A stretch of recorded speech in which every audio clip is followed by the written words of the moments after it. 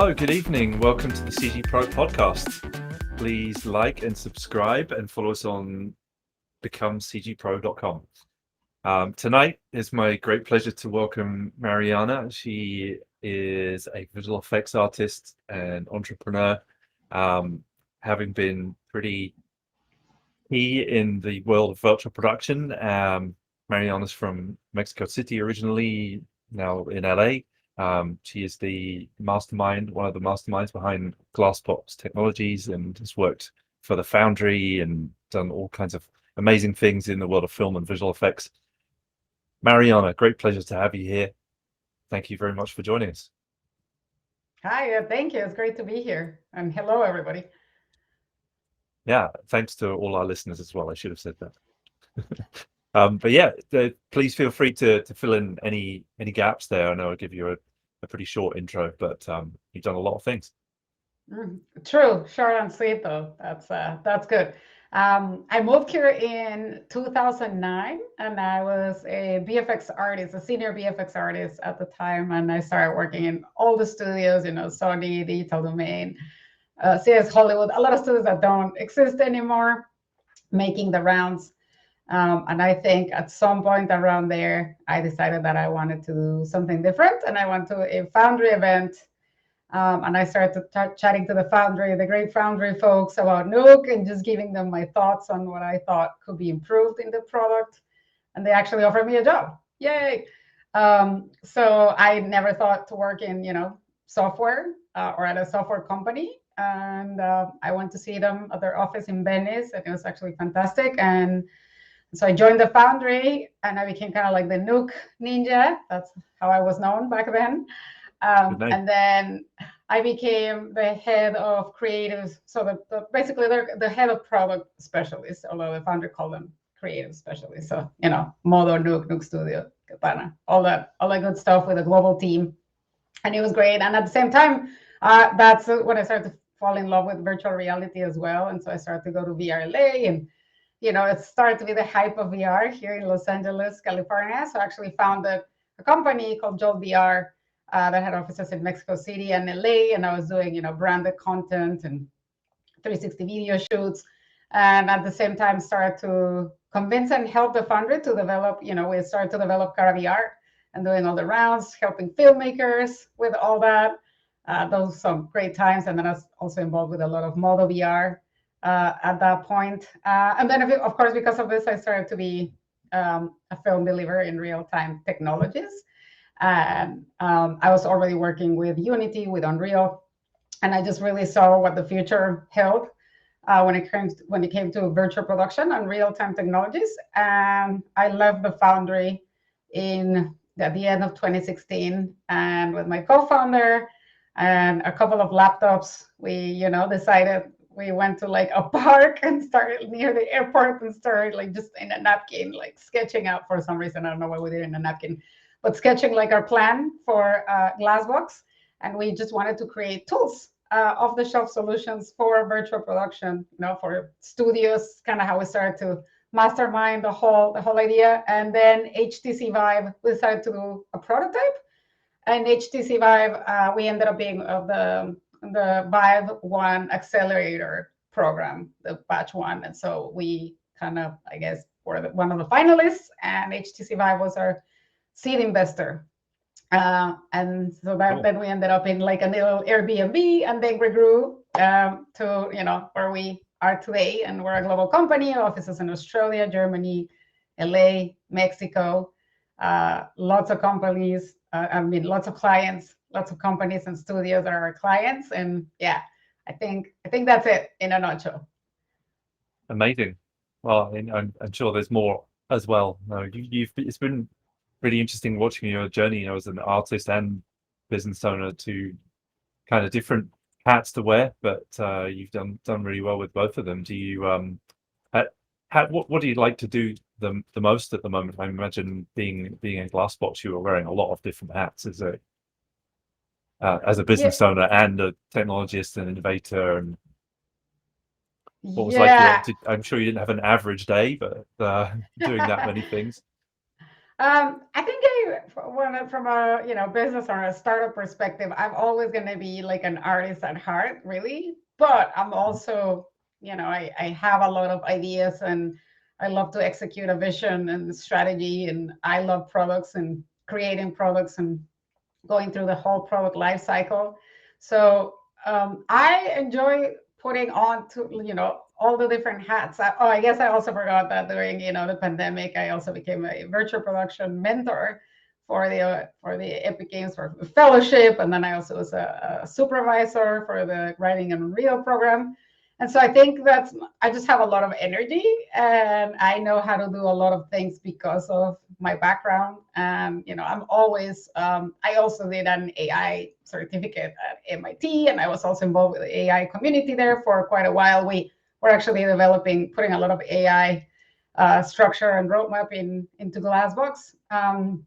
So I just think it's like I have a lot of energy. I like to wear a lot of hats, and I like to do many different things. But one of the things that I enjoy doing the most as a business owner is always, like as a co-founder on Glassbox, and the time that I was a chief product officer, is always knowing how the tools work and always getting your hands dirty. I will never want to be, one of those people that in any role, you don't know how the technology works and what everybody's using and the workflows, et cetera, because then you kind of start, that's how I feel, that you kind of start losing touch with, I don't know, with your people and how things actually work.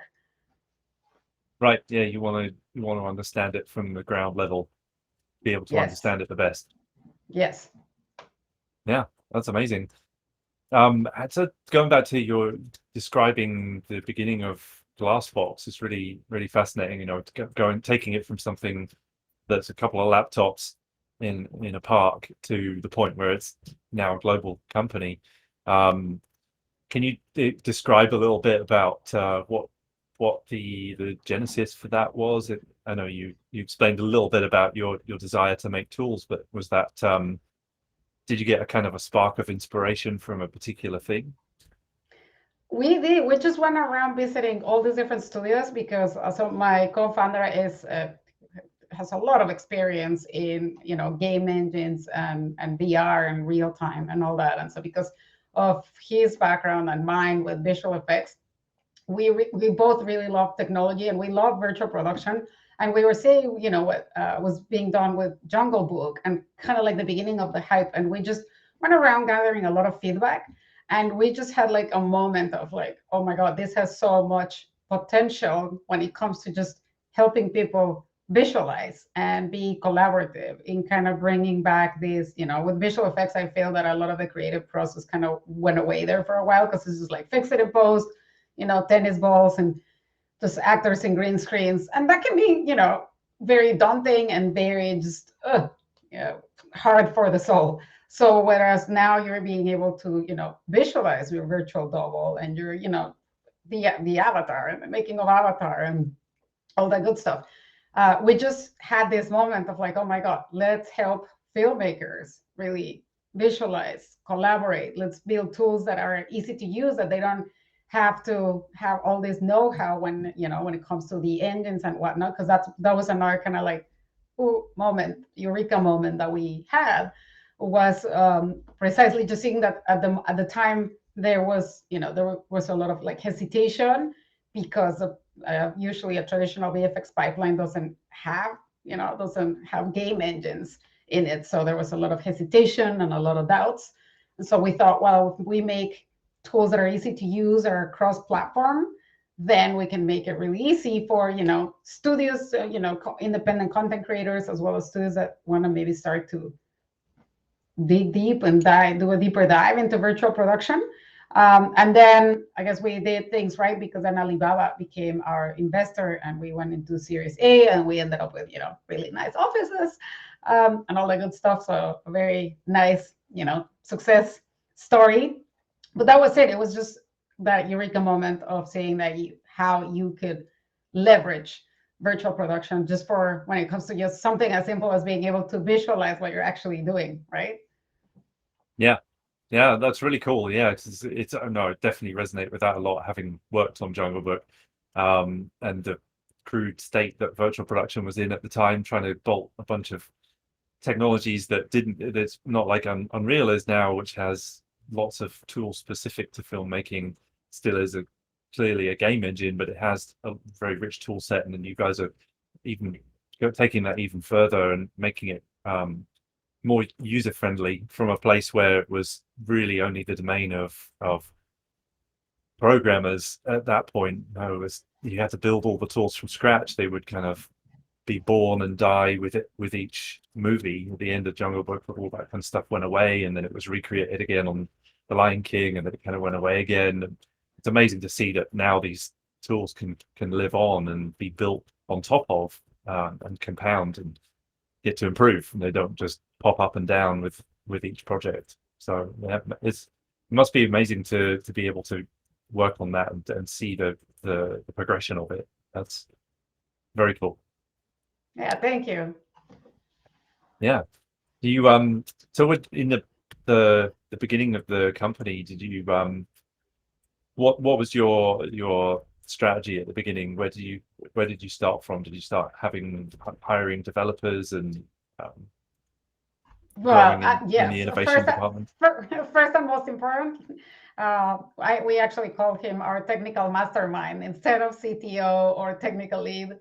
Janice from Germany, just an incredible guy. We actually have, but at the time it was a bigger team in Germany, and Janice was just incredible. Just this German guy that knew what, one of these unicorns that just knows, understands UI, UX, but also C++, blueprinting, C#, and prefabs, like just absolutely everything. And so we just started kind of like, we started going from what would be the kind of like, not the lowest hanging fruit, but something that would be easy for us to develop, rapid prototyping that could be easy to use by, kind of like everyone.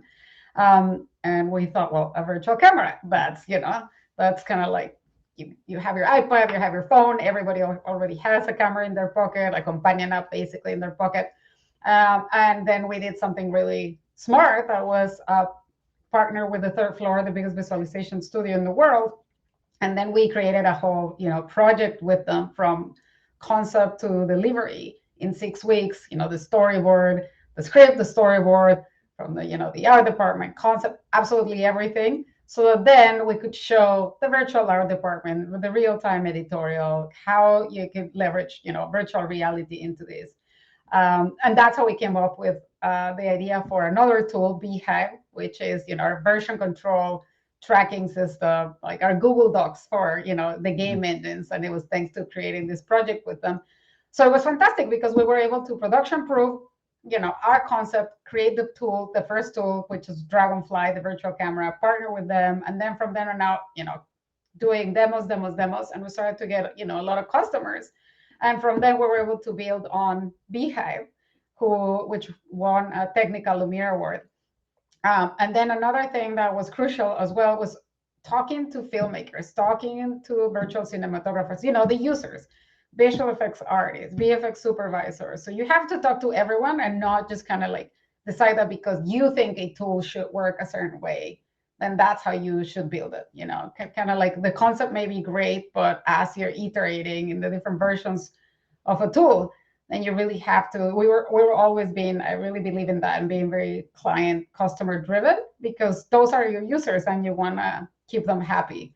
And then we partner with Faceware Technologies to create Live Client, which is the facial performance capture solution. And right. So that was pretty amazing as well. And there was a whole, SIGGRAPH real-time demo that we did with them. So yeah, good times. Amazing. I actually don't know as much about the Behive project. I know you're obviously the Dragonfly, which is I've heard a lot about from various people around the industry. But yeah, can you tell us a little bit more about how the Behive works? Oh, absolutely. So Behive is basically, it's used as your Swiss Army knife for virtual production, because it's, when you're doing virtual production, it can be really hard to track all the different changes that are happening on set. And especially if you have, say, you're doing a shoot, but you have some technical artists that are in Montreal, and maybe you're also doing, the shoot say, in a stage in LA. So with Behive, you're able to work together in the same level at the same time. So transparent live collaboration, and then do location scouting, whether you wanted to use VR or not, and then do asset reviews, do multi-location, VR visualization, as well as having a history state, kind of like super easy Photoshop style, of giving you a workflow of what you see is what you get. So you could be having 8 people working in the same level at the same time. Everybody has a name. Everybody, you have a client or you have a server. Everybody syncs into it with a scene. Everybody's syncing at the same in the scene. It doesn't really take that long for the first time. The first time that you open a scene, it doesn't really matter how many levels it has or how many assets it has in it. I mean, depend on it, maybe take a minute, but it's really not that much considering that, you're syncing massive scenes in around the world. And then you can all be in the same level at the same time, have a virtual camera operator while somebody else is in VR, and you're all able to see each other at the same time. And then Beehive's also tracking, every change that is done, whether you're doing it in Maya or in Unreal or Unity, and you can even do making changes at the vertex levels. Animation, etc. And of course, a scene, lighting and the textures and materials are not going to translate one-to-one in Unity or Unreal or Maya. Of course, each of these platforms has their own, they all have their own, nooks and crannies. But the point is you're not doing final pixel with any of this. What you're doing is you're visualizing, you're collaborating, you're seeing what everybody else is doing, whether you're in Montreal or this or that or anything else, and you can see all of this. So it's pretty awesome. And that's why we won a technical Lumiere award with it. And it's been, I don't know, it's our proud baby. We're very proud of Beehive, and it's also a tool that reduces the need for, so you needed 9 developers before on the stage. Well, now you don't need 9 developers. Now you may only need 3. And this is not about, just cut people out of a job or anything like that. No, it's just, reducing cost to make it more efficient and lenient, so that then everybody, studios of all shapes and sizes can actually use virtual production, because it's not just about the Jungle Books and whatnot, right? Or the Lion Kings. Yeah. Yeah, it's really expensive to do it during the Jungle Book time of life. You needed a kind of Disney budget to be able to do it. So right, and not everybody has those budgets, right? So not many people, no. Yes, that was really our goal from the very beginning, was to democratize the tools and also help just reduce the waste that existed. Because as you were saying, like with the Jungle Book and everything else, is like this, amazing people come together, all this talent, you have this amazing pipeline, but then that's it. It's a one-off, and it's lost there and never again. And so that's also, then that means you can't really scale, deploy, etc. Yeah, that makes sense. So I didn't know that it was capable of communicating between different software as well. So that's a big advantage. It makes me think of the Omniverse and some of the things that are happening in that space now around USD, and it's a pretty exciting time in general, technology wise. Did you? Oh, you guys... absolutely. And I just want to make a point that now we don't support Unity anymore, because we partner with Epic Games, and as you know, Epic has been really fantastic when it comes to the pandemic and the fellowships and everything that they've done for the industry, and the user base kind of just started like decreasing. So we decided to drop support for Unity. So now it's just cross-platform between Unreal and Maya, but it's great. And I'm glad that you bring up the metaverse, because we've been thinking about the ways that our tools could also leverage creating content inside of the metaverse. Yeah.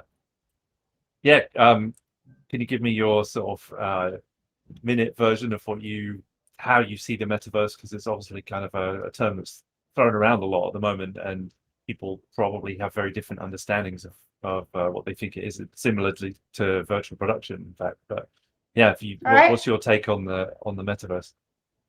My take on the metaverse is, well, of course, we're in the very, very early stages.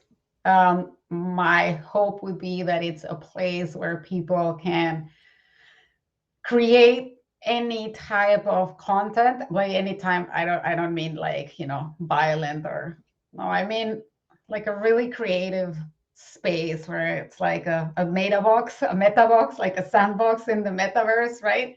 And just really experiment in the narrative and just find different ways to tell stories, and maybe share stories, and the characters that you come up with, etc. That's what I would love to see happen. And being a very collaborative, I've said like that word like 500 times, but I'm all about it.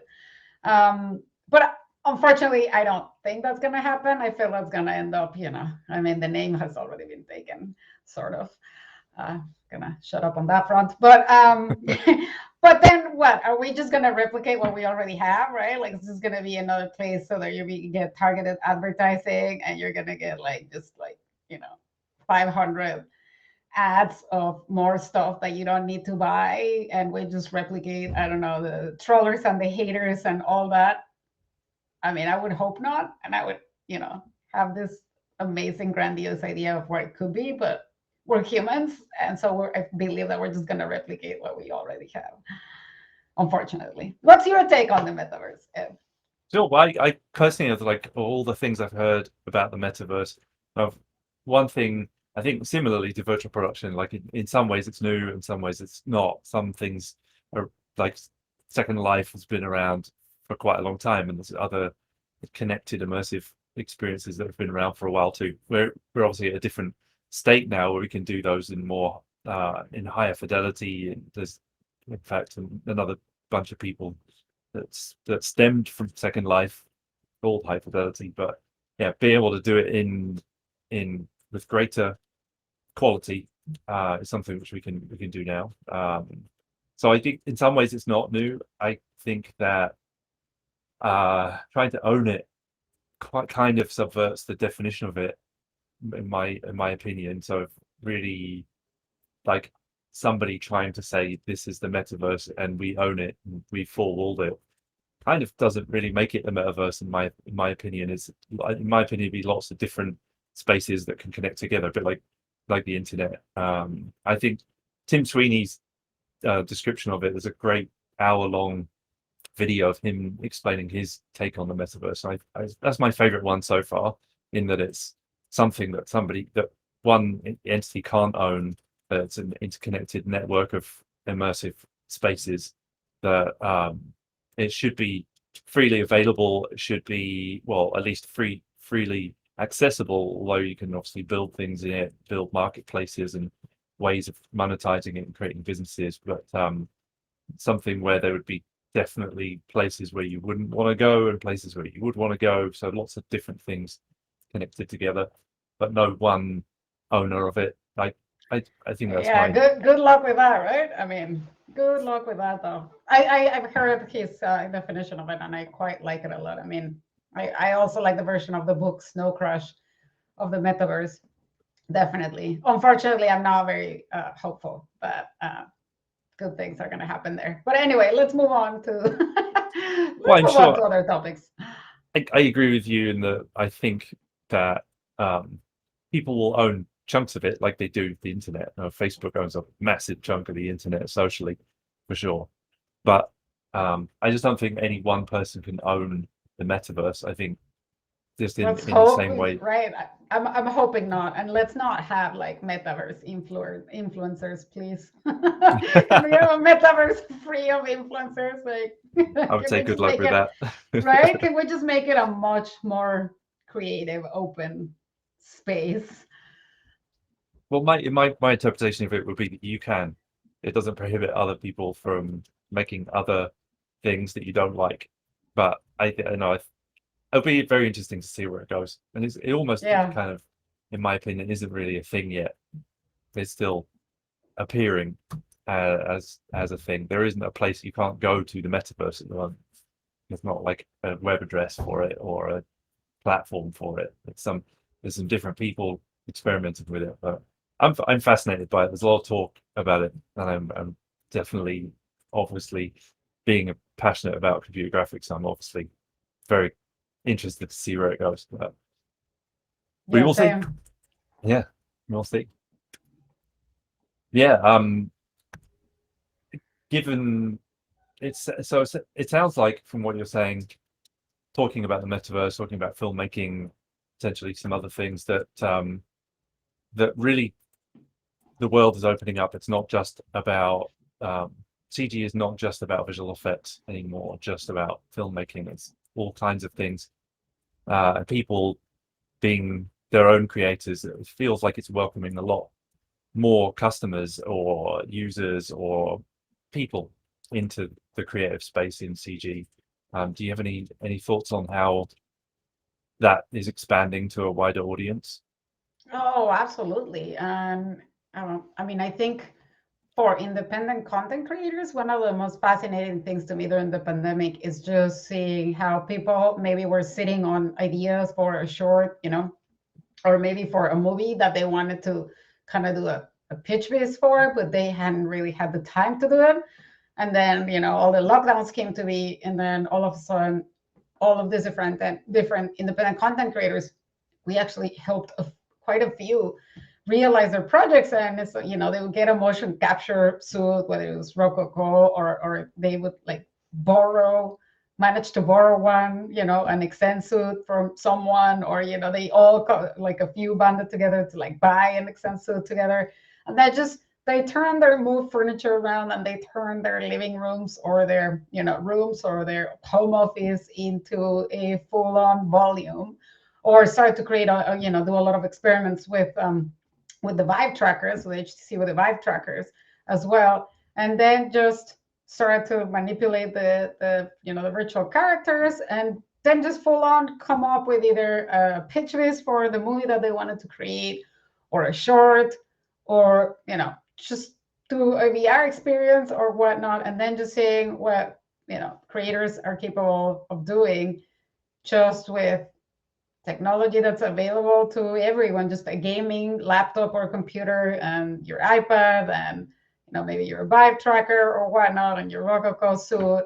And if you were doing facial capture, you just needed your phone as well. You don't even need a head-mounted camera, right, or a web-based camera. So that to me was really fascinating, just to see how, and that's the beauty of virtual production, that it's really not about having a massive stage with a green screen and then having 2,500 shots or visual effects, right? And then this creators with Unreal, well, you already have the lighting and you already have the effects for free, which are the most expensive parts of the pipeline as well. So they're able to just experiment and create. I mean, there were a couple of people that created their pitch list for their movie, and they actually got I think they got a mega grant for it. I'm actually pretty sure that they did. And then just so many mega grants as well, just given out from all these different projects that came to be. So that to me was really fascinating. And that's what's amazing about virtual productions. Like, if you really want to know about it, and you go into the YouTube channels and you read you can just dive in and start doing it and start creating it. And you're not limited and constrained by anything except yourself. And yeah, of course, you're not going to get a budget to create like Avatar 5, obviously. But if you just want to really start doing blocking or scouting, or start diving into what's our what does the virtual art department do, how do we create assets, etc. I don't know, like it's just really fascinating how open it is for different types of content to be created, but at the same time that maybe traditional filmmakers or cinematographers or DPs or whatnot, if they were maybe trying to switch careers or upskill and then just leverage and learn about these new technologies. And then with the pandemic, that was kind of like what a lot of them did. Like, I love Wolfie. Wolfie is a great example of that. And then they realize that all the skills they already have, that there's nothing to be afraid of, that all the skills they already have can totally be put to use in this, in this new world and the buzzwords of virtual production and whatnot. And then just learn a few more things, but they can still apply everything that they already know, right? Right. Yeah, it's interesting you mentioned the buzzword of virtual production. So yeah, I'd love to ask you what that means to you as well, what virtual production means to you. So to me, I'm gonna say two things. Virtual production is production, and you're just adding the virtual element into that. Or simply put, is where the digital worlds and the physical worlds meet, right? And for those, I don't know, in the audience that maybe don't know, if you have a virtual camera in Maya, okay, well, that's not virtual production. That's just, CG. But the moment that you are on here in my office, but you have an iPad, and then you have a scene, say in Unreal Engine, and you're able to then visualize that scene, and then you're able to put, some object, some prop with like a Vive tracker or something, and you're able to see a physical object, and the physical world and the digital world are merging, and that is virtual production. Awesome. And everything that accompanies that, because it's, it really encompasses so many things, and people think it's a new technology, but it's not, because it's been around for a really long time. It's just we have, like everything, technology evolves, and the technology, has evolved until it's available now to everyone, not just, the Camerons of the world. Right. Yeah. It's amazing if you think about it. Some of the kind of what people perceive it as being the Mandalorian and that only, really that's an extension of something that's been around for nearly 100 years. And right. In using rear projection, it just so happens that now it's fancy and you can move the camera and get parallax in the background where you were a little stuck before. So yeah, it's all an evolution, but a very exciting time, because the confluence and the meeting of all of these technologies coming together, and the fact that companies like Epic have done so much work to improve it and release it into the wild for people to use it for free. It's incredible. This is the first time that I've ever seen that, for sure. Right. Yeah, it's definitely interesting to hear you mention the fellowship as well. I know that's something that people have been really keenly watching. Can you tell us a bit about your experience in the fellowship? Oh yeah, I mean, it was amazing, and I think by now there's been almost, it's somewhere like 500 and something folks that have gone through the virtual production fellowship from Epic Games, and it's like 22 countries with people from over 22 countries. It's such a diverse, the people that go in it, it's such a diverse, it's just so diverse, and it's really incredible what Epic was able to do. And they actually came up with the idea at the beginning of the lockdown in 2020, because they thought, oh my God, a lot of folks are going to lose their jobs. There's going to be a lot of people just sitting around. So you know what? This is also, of course, they want people to know Unreal. So one more perfect time to do it than when, from the moment that lockdown starts. And they put together a curriculum, like, really quickly. And it was just an incredible experience, and just helping people create a really high-end looking short in 5 weeks, when they're coming from, a flame background or a Cinema 4D background, or even data wranglers. I mean, just you name it. It's not like you just have this big experts that have been doing this their whole life, like not at all. So seeing like how they started from start to finish, and being there throughout their wins and their struggles and everything else, was just amazing. I mean, that's a fantastic experience, and I would do it, all over again. Awesome. What would you recommend to people who maybe don't have access to the fellowship do in getting started? Being if people are out there listening who want to try virtual production or want to experiment with some of this new technology? Oh, I would highly recommend that they go to the Epic Games Unreal Engine's online learning portal, and they sign up. I mean, downloading Unreal is free, and then on the online learning portal, there is so much content that they can watch. There's a virtual production track. There's actually a whole course on how you can create a short film, from start to finish. So, and then of course there's you guys, CG Pro. So you guys are a great place to. I mean, I took one of your classes, and it was really good. Thank you. I Um, wasn't just asking for a shameless plug, but thank you for it anyway. no, I know, but I'm gonna do it. I did it anyway. Thank you. Yeah, no. So there's really so much. Even if you go to YouTube, there's and if you Google 5 virtual production channels to know, and then it shows you on YouTube like the 5 virtual production channels that you should know about. So if you really want to get into it, like I would suggest to do those as the first steps, and then depending on how deep you want to get into it, well, then of course then there's other options available just for as a starting point. And then of course reading the virtual production field guide from Epic Games, which is free. There's 2 volumes, because that way people can actually start to understand. Because I think another great thing about it is that there's so much I feel there's so much room for people to really get into this industry. There's a lot of, like, if you see all the jobs, I mean, if people watching are looking for a job, just start getting educated in it, because there's a need for coordinators, producers,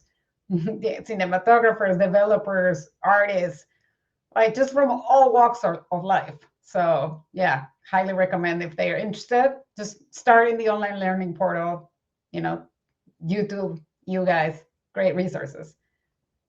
Amazing. Yeah, just jumping in basically, and it's incredible that the tools are free. So much of the learning is free. There's no real barriers at this point to getting started.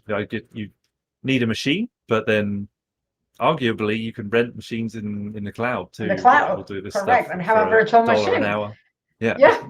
Yeah, exactly. So there really is there really is no excuse. And plus, like, if you think about it, how much money do you spend on streaming services, right? So, or coffee, or X or Y, that's Yep. money that you can spend on a virtual machine, a few classes, you know what I mean? Like, investing in yourself. Yeah, absolutely. Yeah, do you see any particular areas of need on your travels where there's more opportunity? Well, definitely, if you know blueprints in Unreal, there's, of course, a lot of opportunity there.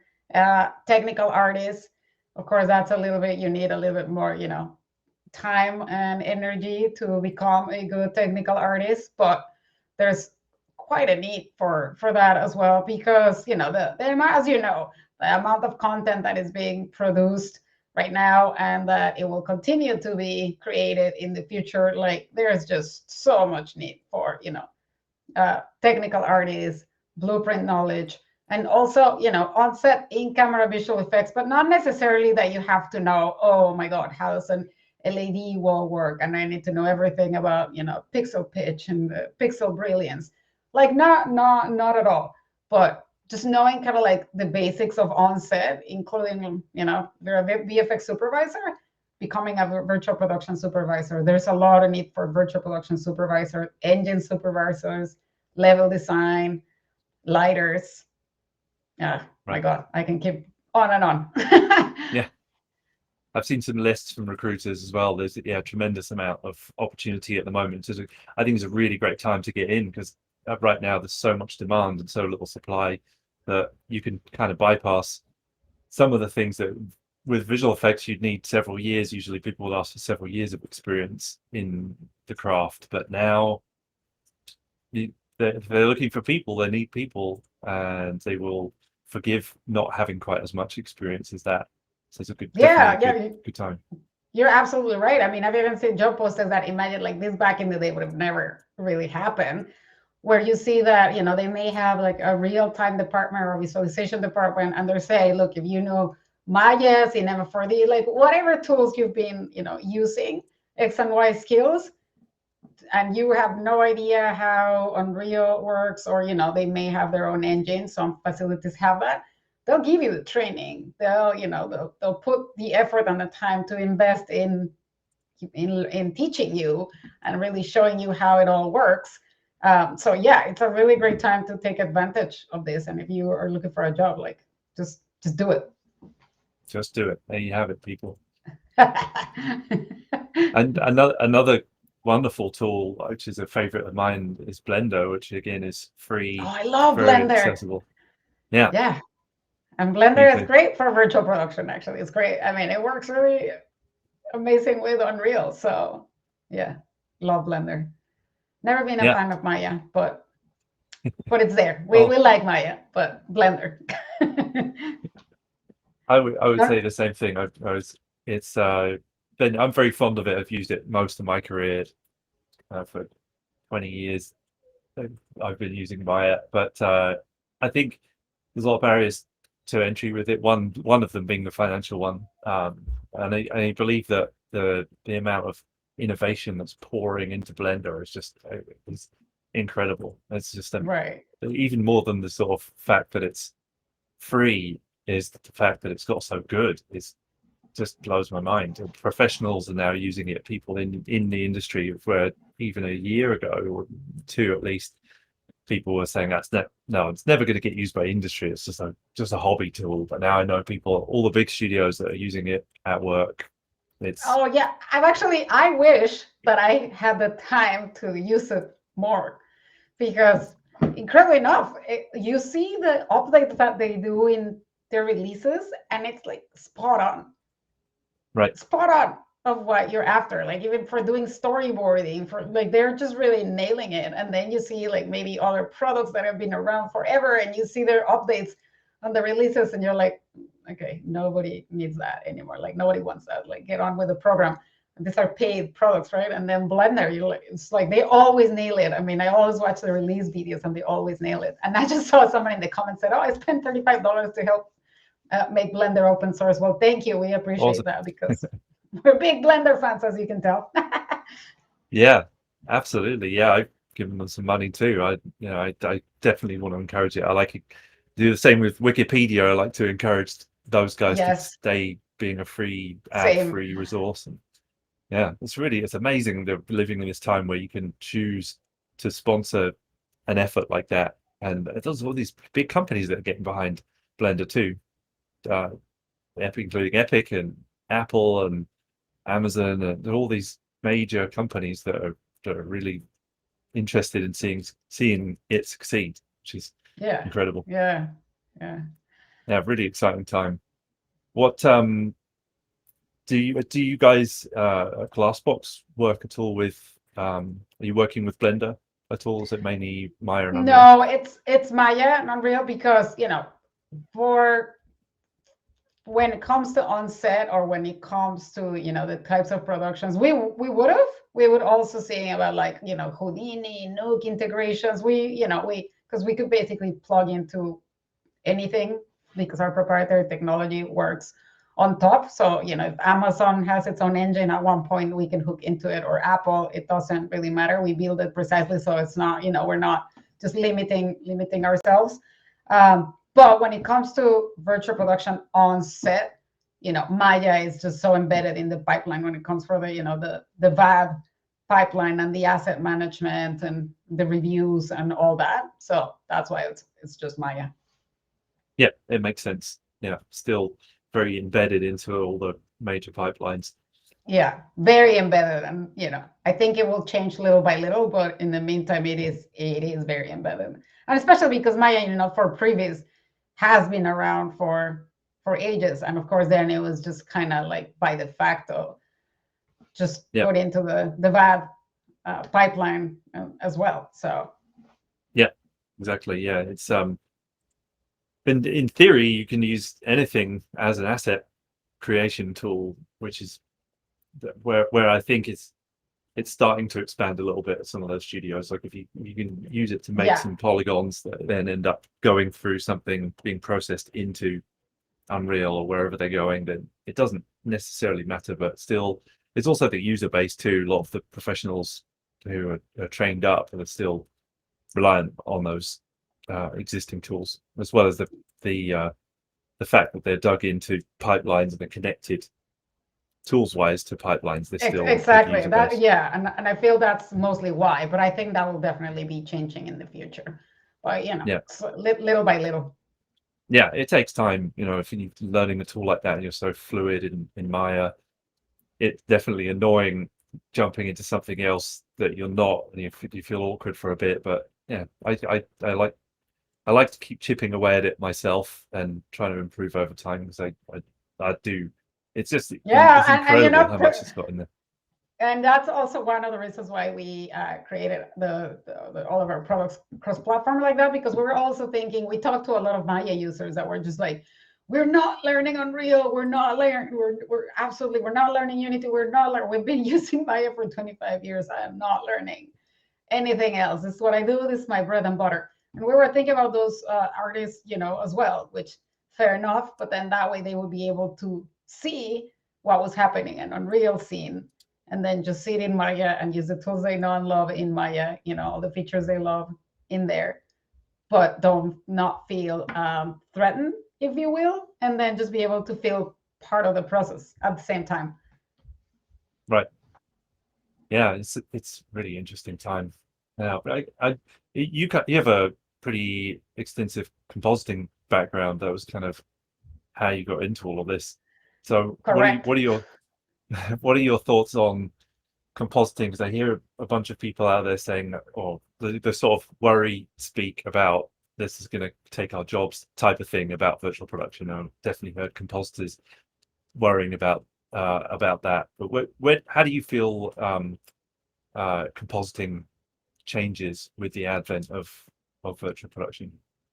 I am so glad that you're bringing this point, that you're bringing this up, because that is not true. Just anybody that is out there like worried that they're gonna lose their job because now everything is gonna be done in engine, final pixel, compositing, just everything is gonna happen in engine. That's not gonna happen anytime soon. The streaming wars. There is so much content being created right now that there's not even enough know-how and studios in the world even to be able to create the amount of work that is being outputted right now everywhere in the world to be done in engine right now. So let's just like from if this was a whole business perspective, it's just impossible to do that right now. But not only that, Nuke and After Effects, even Flame, it still super, embedded in pipelines in the workflow. And there's always, this is something I like to remind people. We are living in a world with just think about the amount of content, how you consume and how you distribute it, all the different platforms, how you can view it or experience it, etc. And I'm just talking about everything. It'll be absolutely everything.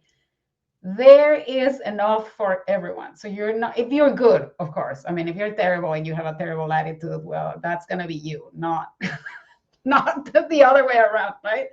But there will continue to be compositing work because there is room for creating final pixel in engine. There can be plenty of work for that. And I think it will continue to go that route because it's great for animation. It's really amazing for experiential broadcast, other types of work. But when it comes to compositing, there will continue to be so much work compositing wise that nobody has to worry about it at all. There's enough work for everyone. I've also heard this about virtual production. I've heard this in panels and I'm like, oh my God. If anybody's going to Egypt right now, not that you can, I guess, because of COVID, but if anybody's going to Egypt right now to shoot plates of Egypt, they're out to lunch. You can just do everything in an LED wall and use this and use that. And then you're just like reducing so much cost and so much time. No. And even saying things like if anybody's like going into physical locations to shoot principal photography, that they're absolutely out to lunch. And that is also not true. If you actually want a shot of Egypt and you have the budget to go to Egypt, please go to Egypt and shoot it for real, because nothing will look better than that, right? Than the actual Egypt. Nothing will beat that. But so that's also not true. So there's plenty of work still for DPs, to continue doing, and cinematographers to doing principal photography. But there is enough work, enough content being creative for absolutely everyone. So nobody's jobs is going away. I would say just learn more things, just to be aware of what's out there, because that also sounds like, what's the word? Because I forget in Spanish, but like mongers, like scary mongers. I can't remember. Yeah, that works. Yeah. Yeah, but people that love, when film went from optical to digital, also people thought it was the end of the world. Even when photography went from black and white to color, people thought, Sam, you know, people thought it was going to be the end of the industry when movies and the shows started to have sound. So yeah, there's always going to be that fear, but I guarantee you, mark my words, that is not the case. If you're a really good compositor, there's plenty of work for you. If you're a really good DP, if you're a good cinematographer, technical artist, etc., lighter, there's work. An effects person, oh my God, plenty of work. Yeah, that's a good one to get into if you want to get paid well. Yeah, exactly. Yeah, the riches are in the niches, as they say. Yeah, I think I tried to do that, but I was like too embedded in compositing at that point to change. Right. Well, thank you for taking the worry out of the world. So don't worry, everybody. My pleasure. Exactly. Don't worry.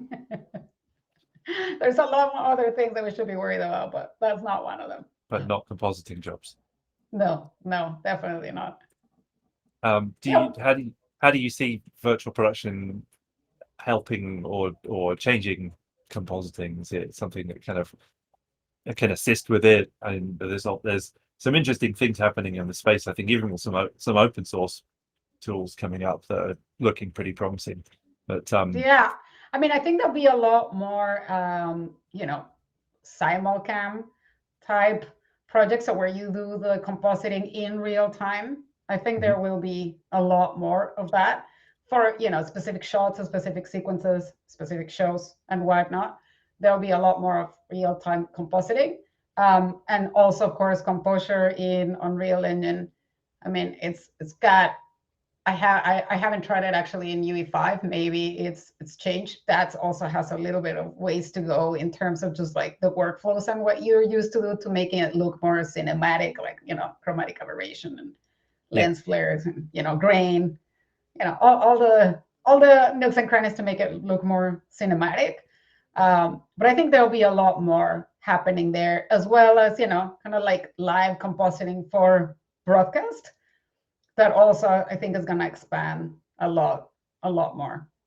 right, yeah, it's an important area. I think LED walls are amazing, obviously, but they're expensive, fairly inaccessible to most people. On green screens, you can buy a piece of green cloth, put it in front of there's that I forget who it is, an amazing Blender movie that when you see the behind the scenes, there's this tiny little rectangle of cloth behind someone's bedroom. The result of it looks like, feature film quality is incredible.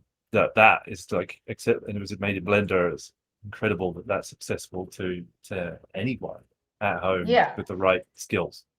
Right, and the fact, I mean, I think that doing real-time compositing, it's even if it's just for like blocking or staging, like it doesn't necessarily, again, for the people scared about losing their compositing jobs, no, because even if you are just able to see like a first pass of what your work's going to look like, I mean, that's a game changer. That means that you don't need to do 500 revisions of one thing, right? So real-time compositing is great, and I think HTC is also coming out with some sort of system that's gonna, I don't really know the details of it. I just know that they're coming out with some, a system that's gonna really help not only in the compositing side, but also on the, when it comes to like Genlock and virtual production for like indie filmmakers, and it's gonna come out soon. So yeah. Oh, cool.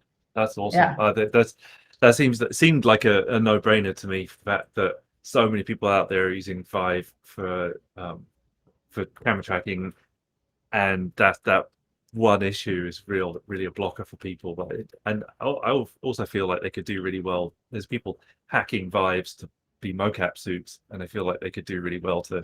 So they're coming out with something because they've seen the potential. Like we've worked with them a lot. We've partnered with them a lot, of course, and they saw that. So now they're going to come out with like a system so that people can stop hacking and just use something ready-made. Right. Yeah, it's a real pain trying to get that going. The hack method, it'd be really nice if you could just turn it on, plug it in, and plug and play. All about the plug and play, right? Yeah, absolutely. Well, thanks for those little leaks there. It's like great to hear that stuff. It's definitely a bit of things I was hoping would appear. So it's great to hear that they're working on that. I know that you also are making some moves personally. I You're am. yeah. I am. So because of the pandemic, my company kind of became a really lean, mean, well-oiled machine. And then my company Glassbox, they were very supportive on me, joining, helping Unreal and Epic with the fellowship as a mentor, and then, with everything else that I've talked about. So then when that ended, I was like, oh no, I can kind of like push myself out of a job because, there's everything's running amazingly and very smoothly without You me, did your and now job I'm too gonna well. be yes, exactly. And I was beginning to think, oh, I'm gonna be kind of bored now. And then Technicolor approached me, and they made a really amazing offer that I couldn't refuse. So I am now the senior vice president for global virtual production and on-set services, so for visual effects, episodic film, animation, and games. So it's quite a challenge, but I am, very happy to be taking it on because, again, I have a lot of energy. So I'm very, very excited about it. Amazing. Well, it sounds like a very good home for all that energy. I think that sounds incredible. Congratulations again, and yeah, definitely excited to see where that goes, and look forward to when you're able to say what that's going to look like. Yeah, thank you. Absolutely, absolutely. You guys will definitely be one of the first to know what's happening. Awesome. Well, yeah, maybe we can have you back when you're allowed to talk about it. Yes, We can let's do that, get an because update. there's gonna be some really grandiose things in the future. So Amazing. Yeah, yeah, I can only imagine. yeah. Um, yeah. What any other things that you're excited about that you are aware of happening in the world of virtual production? I just wanna, I just want us all to come together to what virtual production is. Let's not, what I think is gonna happen with virtual production? It's gonna happen like VR. Everybody was like fighting about what VR was, right? Was it interactive? Right. Is 360? Remember those days? People were just fighting Very about well. this concept. So let's just stop fighting about it. Virtual production. Just look at the VES, guidebook, like the handbook. It's all these terminologies have been around forever. They're, industry standard. Let's not worry about that, because in the future, nobody's going to be calling it virtual production. It's just going to be production. Maybe we'll just call everything, design visualization or something like that. Yeah, I'm just excited about my new role, and I'm really excited to continue to see Glassbox just thrive and iterate on the products. Just now when I joined Technicolor, we were coming out with and it's still going to be coming out in the future, a product called Firefly to track all the lights on set, and so that they're merged into Unreal Engine. They're mimicked in rather than merged. Just whatever lights you have on set, the physical lights, you're going to get the same into your virtual scene in Unreal Engine, so matching temperature, etc. So, and we're working with Ari. So just pretty excited about the future in general. I love this industry. I love technology. And just excited to 2022. Hopefully it's not as crazy as the last 2 years of this decade. Well, it's in some ways, it's been crazy and some negative sides to it, but it's also been, from my perspective, incredibly productive and allowing us to kind of go virtual and focus. A lot of these things got invented in the last 2 years. It's been pretty hairy for sure, but definitely very, very productive. And I hope that continues. But Yeah, maybe, exactly. Like, I have no complaints. I'm with you. Just not with the hairy bits. yes, exactly. Yeah. Yeah. Hopefully we get to go out again, do some traveling, things that we Yes, enjoyed. exactly. Just hug your family members in Christmas and New Year's without it being canceled and that kind of thing. Yeah, absolutely. Awesome. Well, it Well, was a pleasure. Thank you for having me, Ed, and thank you everybody that joined. Thank you very, very much. Really appreciate your time and having me and watching. amazing. Yeah, thank you so much for joining us. It's been really great chatting with you and catching up and hearing about all the cool things that you're up to, and really appreciate your time. And yeah, thank you. Look forward to Yeah. the update when Yeah, that can same. happen. Same. Awesome. Yeah, and thank you to all our listeners as well. Thanks everybody for tuning in. Look forward to another. You're getting a lot of congratulations in the chat here. I can see lots of love coming your way. Congratulating you on your next adventure. Yeah. So anyway, thanks to all our listeners. Please tune in again in 2 weeks. Like and subscribe to the channel. Follow us at becomecgpro.com if you're interested in our classes and what we're up to. And yeah, look forward to seeing you again in 2 weeks. Thanks everybody.